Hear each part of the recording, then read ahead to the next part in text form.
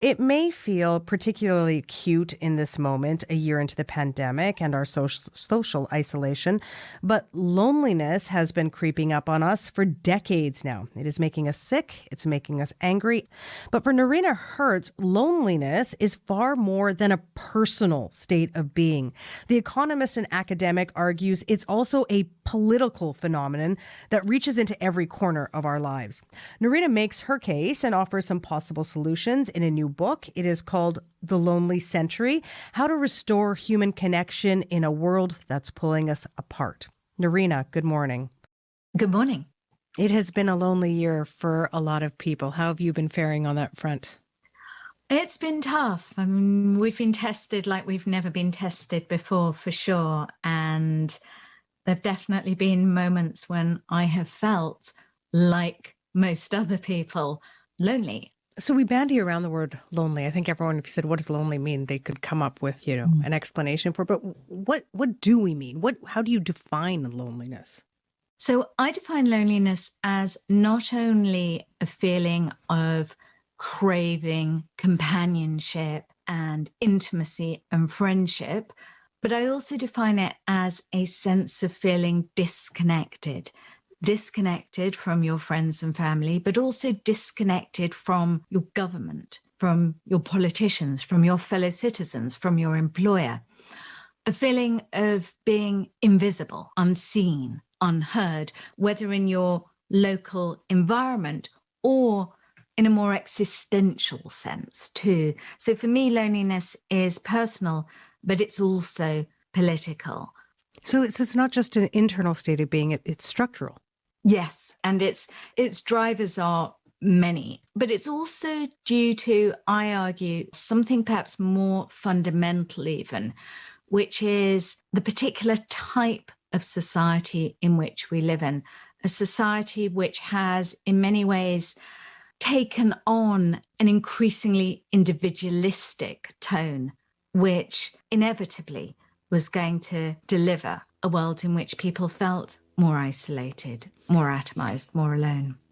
Okay, so we, especially this past year, have talked a lot about loneliness, which I suppose on one hand is a really good thing, because maybe these aren't things we talked about out loud as much. But when we've talked about it, Noreena, over this past year, I think we have focused on our elderly populations as being particularly susceptible to loneliness. Part of that because many of them live alone or are in long-term care facilities where the pandemic has hit so hard. But your research shows that they're actually not the loneliest demographic. Yes, that may be surprising to some listeners, because we do typically think of loneliness as being something which is primarily the preserve of the elderly. And of course, there is a significant number of elderly people who do feel very lonely. And yet it's actually the young who are the loneliest. Canadian research suggests that it's the under 35s who are the loneliest in society. And that corresponds with research across the world. In fact, where we see a really significant rise in loneliness amongst the young is from about 2010 onwards, corresponding, of course, to the adoption and the mass adoption amongst this age group in particular of smartphones. I was going to say, let me guess, we'll blame the smartphones and social media for this. I really went into my research here with no agenda when it came to social media and smartphones. I really was agnostic as to what role, if any, they played in the contemporary loneliness crisis. But I've come away realizing that they play a very significant role. They're not the only driver for sure, but they do play a significant role. Part of it is just our devices on their own. There was fascinating research done where a smartphone was put on a table between a couple. And even when the smartphone was turned off, even when neither of the couple were touching it, the couple felt less connected to each other, less empathetic. Layer on that social media, and you start seeing why this problem is particularly bad, especially for the young, many of whom have migrated much of their social interaction onto social media platforms. It's partly because of the nature of these platforms. nobody posts on Facebook, I stayed in last night, ate a packet of cookies and watched reruns in my pajamas. But it's also to do with the toxicity of these platforms. A lot of people are actually directly experiencing some forms of abuse. And of course, if you're on the receiving end of it, you're likely to feel more lonely. And yet we also hear, and especially from that cohort that we're talking about, the 18 to 35-year-olds, or even people who are children under the age of 18, that they're also finding community online and through social media. So these things seem to be kind of butting heads in some ways, don't they? Yes. And there are, of course, exceptions. The LGBTQ kid living in a small village somewhere who would have never met people like her had she not found her people online in a social media group. There are lots of examples of people who, of course, have found community and connection on social media platforms. But on average, net, the evidence is clear that it's making people on balance lonelier. We've all been forced over the past year to experience many more of our relationships and friendships virtually, of course, than we ever have in the past. And yet, I'm sure many listeners will be empathizing with my desire to be in a room with people and having face-to-face, in-person interactions, because they are qualitatively better, for sure. Even when we're on our gadgets, we're often out in the real world. And so I want to talk about that, because these aren't two separate things. You say that cities are uniquely lonely places, which on the one hand, it's like I live in a big bustly city where, you don't have as many close relations as you might in a small town, perhaps. But there's always people around and things to do here. So tell me how cities are designed to increase our state of loneliness.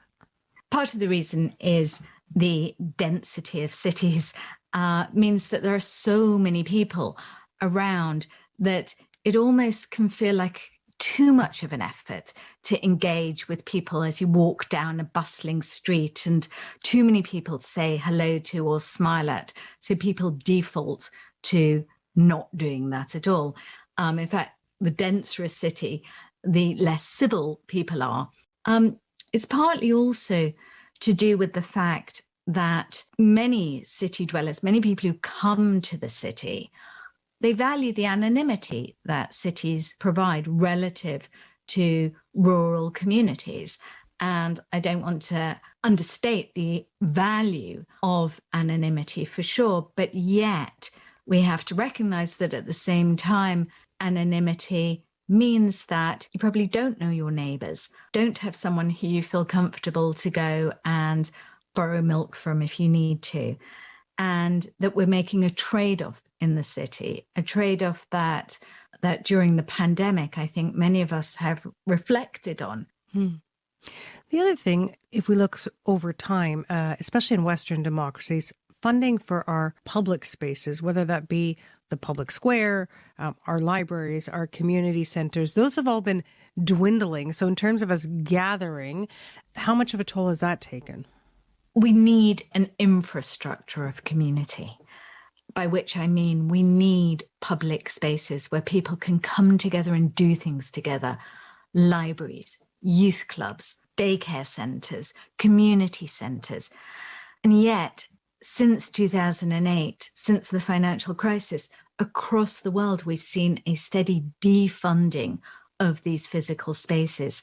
How can we as societies come together again if we don't have these public spaces? Spaces where we also practice the underpinnings of inclusive democracy, because it's in these places and spaces where we are rubbing up against people who may not be exactly like us, maybe different age groups, maybe different socioeconomic groups, maybe different ethnicities. It's in these spaces that we learn how to be civil to people not like us, how we learn to navigate difference. So whenever there's a crisis, or in this case, it's been referred to as an epidemic of loneliness, in walks a business or marketing opportunity. You actually rented a friend in New York.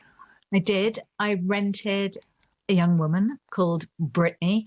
I met Brittany in downtown Manhattan at a cafe. We drank matcha tea together. We wandered around McNally's, one of my favorite bookstores in Manhattan, together. We went into a clothes store, Urban Outfitters, and tried on sunglasses and hats. And it wasn't like, obviously, being with an old friend, but it was like when you meet someone new and you're really vibing with them and it feels great. I mean, of course it felt great because she was laughing at all my jokes. Of course she was, because I was paying her. But it's amazing how much one can delude oneself. And I only reflected upon that after the experience. But it was made clear to me that this was a paid experience when 3 hours in, which was the time I'd booked her for, we're standing in Urban Outfitters and she turns around to me and she says, "That'll be $120, please." Wow. And, this isn't an unprecedented phenomenon. 19th century Victorian novels are populated with paid companions that the British aristocracy would have to act as their friends. What I found fascinating, I said to Brittany, "Who hires you? Who are your typical clients?" And she said to me, 30 to 40-year-old professionals, women as well as men, people who've moved to Manhattan, don't know people here, don't have support systems here, people who are working long hours. And there are 620,000 friends for rent on the website that I rented Brittany. So, there is clearly a big demand for such services. And they're part of what I call the loneliness economy, a whole economy for goods and services that are designed to alleviate loneliness and deliver connection and at best even community. But does it? Because doesn't it go deeper within us than just hanging out with someone? Well, it's about feeling heard. It's about feeling visible. And Brittany did that. She delivered on that for her 3 hours. So it is partly solvable by the loneliness economy, whether it's human friends or indeed robotic friends, AI-enabled friends.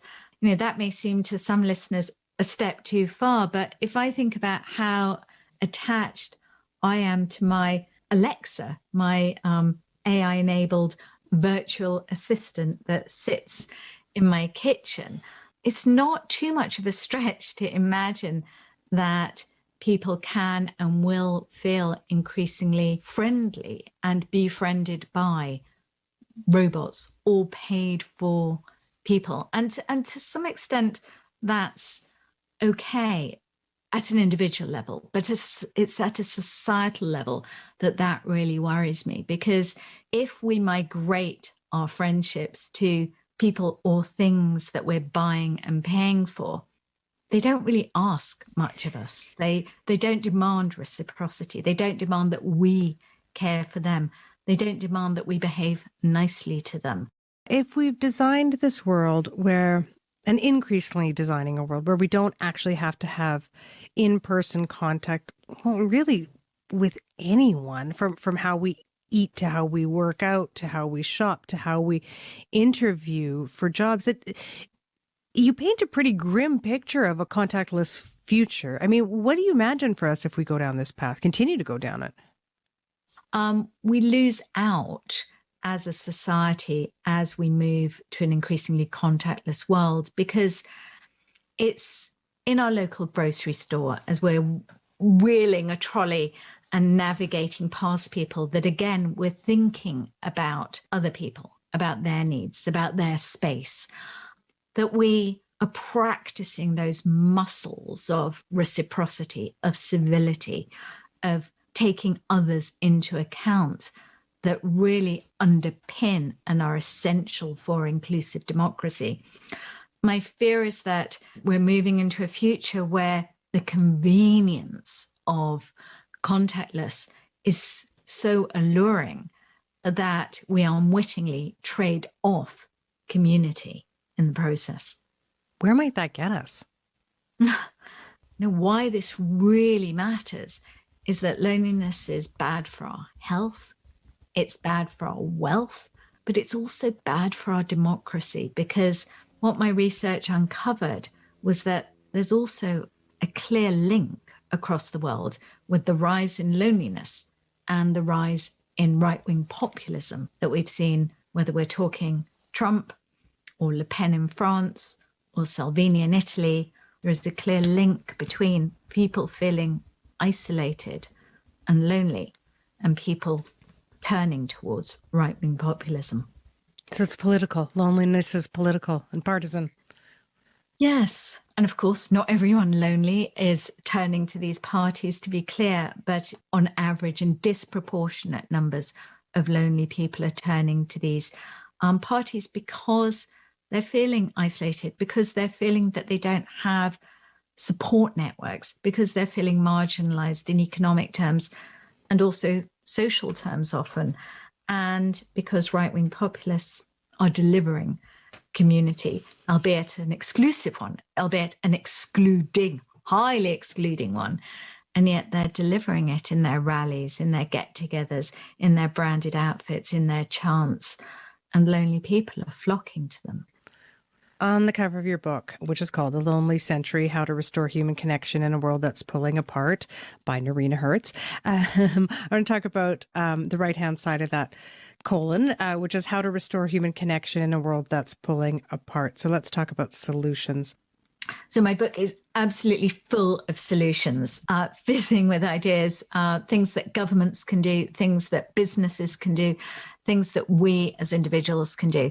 We can put our phones down more and be more present with those around us.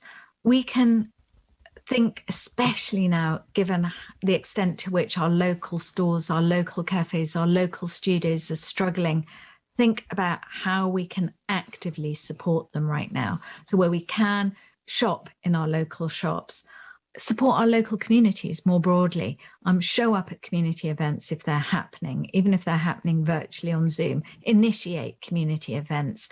We need to nurture our local neighborhoods if we are to come together. But we can also right now think about whether there's anyone in our own network who might be feeling lonely. And if there is, reach out to them. Just showing someone else that you're thinking about them, that you care about them, that they're visible to you, can make a huge difference to how they feel. Okay, so that's what we can do as individuals. Let's talk about businesses. How can they address our loneliness issues? In South Korea, there are daytime discos for the elderly called kolatex, where elderly people dance by during the day, and thousands go to these discos, which are very reasonably and affordably priced. So lots of ways that businesses, once the pandemic is over especially, can innovate. And I think in the workplace, one easy thing businesses can do is initiate eating together. Eating with others is a way to really bond with people in a different way. And again, it's good for business. And what about, because, you know, we can all do our parts and we'll make some contributions, but policy-wise, what needs to be done here? I do think that social media companies are the tobacco companies of the 21st century. And I do think they need to be regulated as such, especially when it comes to the young, especially when it comes to children. But more than that, governments need to commit to refunding the infrastructure of community. In Belgium, there is an empty shops tax, whereby landlords who keep stores empty for protracted periods, wanting to hold out for ever higher rents, are disincentivized from doing so because they have to pay a higher tax. But there also could be a new tax status, a pro-community tax status, where businesses that are demonstrably pro-community, whether it's your local bookstore or a local cafe, should, I think, receive more favorable tax treatments. And more generally, governments could use this moment to create a more cohesive, more equitable society, in the same way that in the wake of the Great Depression, President Roosevelt initiated the New Deal, a program which gave workers enhanced rights, that initiated public art programs across the nation, or in the same way that after World War II in the United Kingdom, the National Health Service was founded, which provided free healthcare for all. In the wake of such moments, governments can really decide to help us as a society come together again. The one thing that really has been emblazoned on me from your book, Noreena, is that you write that, quote, "We must be prepared to inconvenience ourselves if we're going to come out of this lonely century together." It is a nice thought, but is it realistic? In other words, are we prepared to inconvenience ourselves enough to make sure we're not as lonely going forward? Well, it's a trade-off. It's a trade-off that we have to be willing to make between convenience and community, between self-interest and the collective interest, between what's good for us right now and what might be good for us as a society moving forward. And it's also a mindset shift that's needed. We need to recast ourselves from consumers to citizens, from hustlers to helpers, from takers to givers. We need to do all of this if we want to feel less lonely, if we want to feel more connected to others. The future ultimately is in all of our hands. Noreena, thank you for making time for us today. And honestly, it's great to talk about this. It has made me feel less lonely talking about loneliness with you, to be perfectly honest. Oh, well, hopefully next time, I will be in a studio with you in a room. I hope so. Someday soon, my friend. Thank you very much. Thank you. Noreena Hertz is an economist and author of The Lonely Century: How to Restore Human Connection in a World That's Pulling Apart.